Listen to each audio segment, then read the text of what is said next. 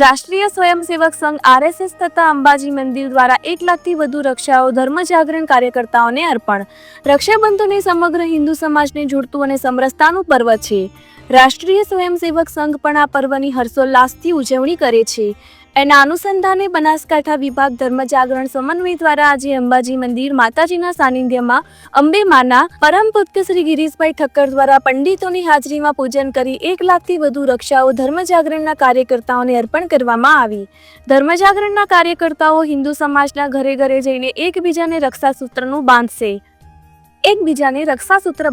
સાથે સાથે હિન્દુ સમાજ એકતા અને સમરસતાનો ભાવ જગાડી એક ભાઈ બીજા ભાઈ માટે રક્ષણનો ભાવ પેદા કરી રાષ્ટ્ર કાર્ય માટે પ્રેરણા આપશે। સંઘમાં વર્તમાન સમયમાં શતાબ્દી વર્ષ ચાલી રહ્યું છે। 100 વર્ષની સ્થાપના પૂર્વે હિન્દુ સમાજના દરેક ઘર સુધી સંપર્ક કરી પાણી બચાવો, પર્યાવરણનું જતન કરવું, પરિવાર તૂટતા અટકે એ માટે કુટુંબ પ્રબોધન વિષય મૂકવો, ભૂમિ સુપોષિત થાય એ માટે થઈને જળ સંચય અને જૈવિક ખેતીનો અભિગમ અપનાવો અને ભારત માતાને વિશ્વગુરુ બનાવવાના સંકલ્પ સાથે આ પર્વની હર્ષોલ્લાસ સાથે ઉજવણી કરવામાં આવશે। GPMC news 24/7 live.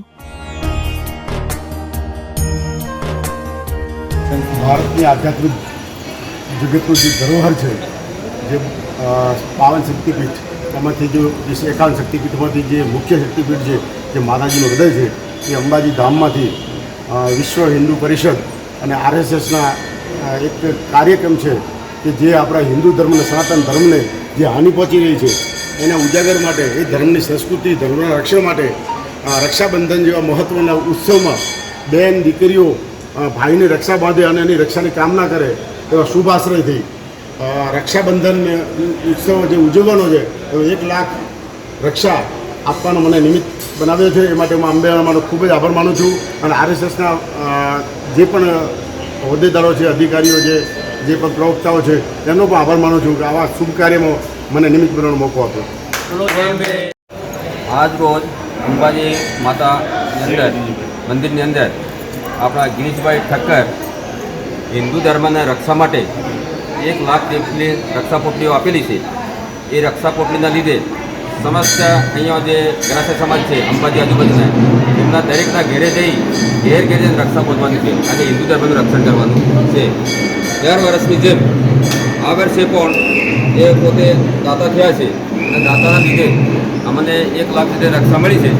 એ રક્ષાનો હિન્દુ ધર્મનો ઉજાગર થાય એના માટે થઈ સમસ્ત ગરાસિયા સમાજ તેમજ સંઘના કાર્યકર્તાઓ, હોદ્દેદારો બધા જ સાથે મળી અને ગામડે જઈ અને આને રક્ષા બંધાઈશું।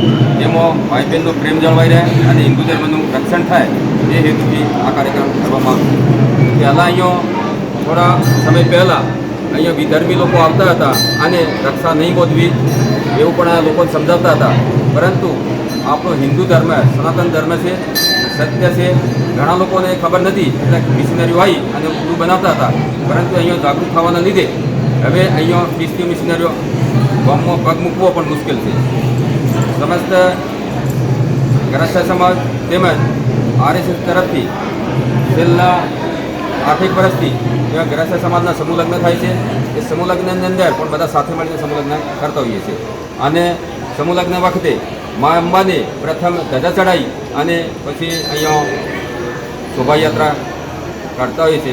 એ શોભાયાત્રાની અંદર મહારાણા પ્રતાપની જન્મજયંતિ ઉજવતા હોય છે અને સમસ્ત હિન્દુ સમાજ સાથે મળી અને ગરાસિયા સમાજના સમૂહ લગ્ન કરીએ છીએ।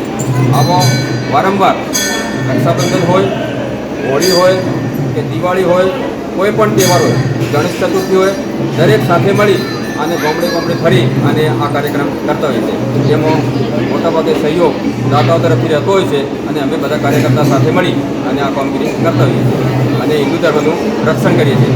સાથે સાથે માતાજીની પણ એટલી જવાબદારી છે, આજુબાજુના વિસ્તારના ગરાસિયા સમાજની માતાજીની પણ રક્ષા થાય અને માતાજી સાથે રહી અને અમે રોજ સવાર પ્રાર્થના કરતા રહીએ છીએ કે અમારો સમાજ